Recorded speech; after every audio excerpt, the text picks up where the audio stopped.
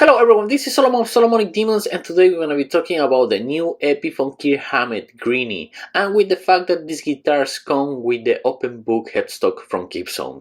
Now there is a lot of videos in the internet already that talk about the difference between the Epiphone Kalamazoo headstock and the Gibson open book headstock. So this doesn't going to be a comparison video or history video. What I'm going to talk about is with the fact that these guitars come priced with a $1,500 price tag. And if I don't recall wrong, I think that this is the most expensive Epiphone made overseas that we have seen. And before I continue with the video, let me tell you guys about my experience with Epiphone guitars. This year, actually, I bought 3 Epiphone guitars. 2 of them were reviewed on the channel. The first one was an Epiphone Les Paul Custom in Alpine White, and I bought the guitar for $799, and with case it cost me around $899.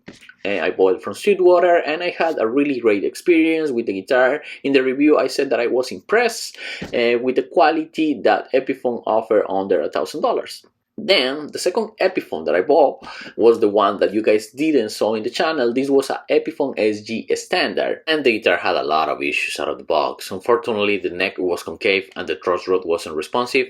Also, the guitar had fret sprout and the bridge was drilled wrong, so there was a lot of issues with the guitar. Luckily, I got it new from American Supply and I got a full refund from them. And the guitar was sealed when it came home, so that means that it came from China straight to the warehouse of American Supply. They received it, they saw the boxes in good condition, and they shipped it. They did their job, they received the product. Maybe they inspect and tested some of the guitars that came with the batch, but this one they didn't, and that's how the guitar came to my house.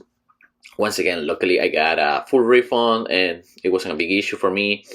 And then the last guitar that I got from Epiphone was the Epiphone Les Paul Slash, that I also documented in this channel, and I got it for really cheap. I got it for $500 new on Guitar Center. The guitar was on clearance, and also in the review of the guitar I said that the guitar was a great guitar, and that for the price that I got it, even for $1,000 or $799, because that's the current price that right now you can buy it without any kind of sell, straight from Epiphone.com or almost any store, it was a good price for these guitars. I mean, $999 was stretching the price a little bit, but $799 was a decent and the right price. So also in these reviews of these guitars, I also said that I'm very happy, I'm really glad that finally Epiphone China is getting at the same level of what it was Epiphone Korea back in the early 2000s, back in the early 90s. Once again, I said on the videos that I'm glad that finally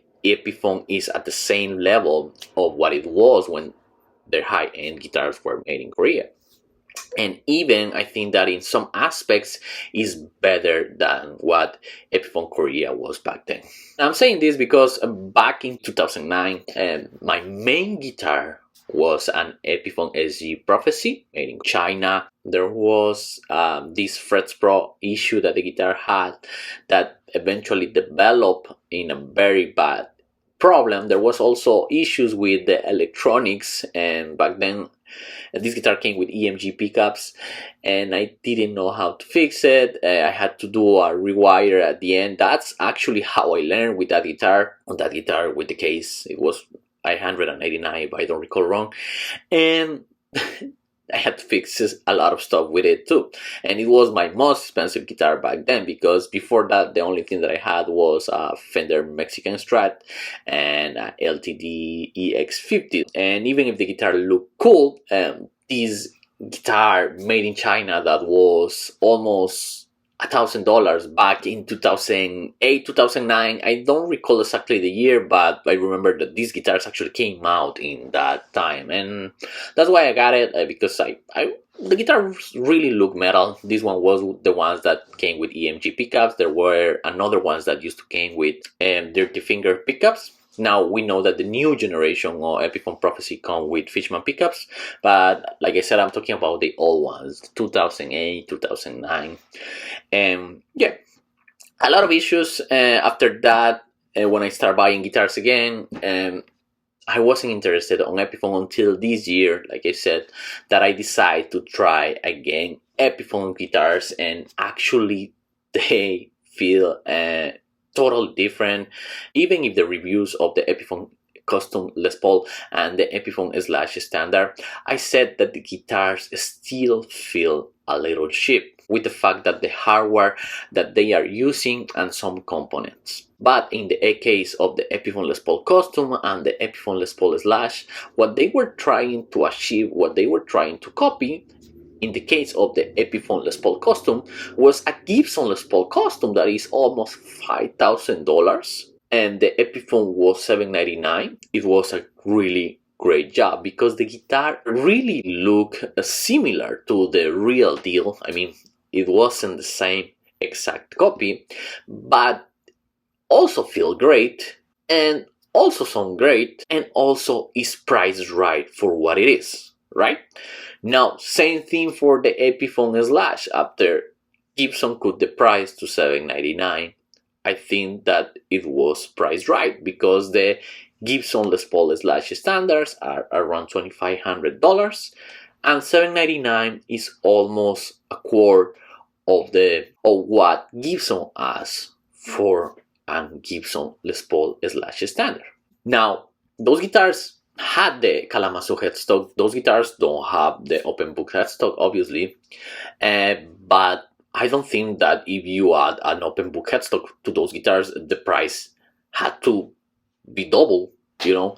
Also, that's why I'm addressing to this video, because that's what is going on with the open book headstock right now with the Epiphone Kirk Hammett. They are charging you $1,500 for that guitar. With taxes, it's almost $1,600. Now, the Gibson Les Paul Greeny standard Kirk Hammett is $3,100. It just doubles the price of the Epiphone Les Paul Greeny. But the Epiphone is still made in China. The Epiphone still comes with a Epiphone Tunomatic bridge. It doesn't come with a Gibson Tunomatic bridge. The Epiphone still have a veneer top instead of a real maple top, and is priced half of the real deal. Let's call it that way. The guitar made in USA, the guitar that comes with a maple top, and the guitar that comes with a Gibson Tunomatic bridge. Why is this important? Because I said that the Tunomatic bridge that comes in the Epiphone guitars still feels cheap. I mean, it works, it does the job, but it's not a high quality bridge. Now, they did put rubber tuners and they are using the Gibson Greeny pickups on the Epiphone Greeny. That's very cool, but still $1,500 is too expensive for an Epiphone just with the fact that they changed the headstock. The guitar is still made in China. That's why I don't understand why they are overpricing this. And I remember when the Epiphone Adam Jones guitars came out, the limited editions came out, I remember that I said to myself that I understand the fact that they were pricing the guitars on $1,200 because they had to add the artwork in the back, and that makes the guitar a little bit more hard to make. And this is also something really special that the Gibson don't have. And I said, okay, that's understandable. Even like that, I said maybe the right price of those guitars were $1,100. But this time, besides the headstock, I don't see it why they are charging $1,500. I mean, just for the pickups? I mean, an Epiphone Les Paul standard is around $500. You add the case for $100, and then you charge me $900 for the headstock and the pickups and the name of Kirk Hammett. I think that that's ridiculous, guys. I mean, they also don't need too much promotion for these guitars. I mean, God's sake, is Kirk Hammett. And that's it, the guitar is gonna sold by itself. Like I said, I'm making this video for that reason. Once again, I think that Epiphones are well made for what it is. That's just my opinion. If you guys want to get an Epiphone Kirk Hammett for $1,500, go do it, man.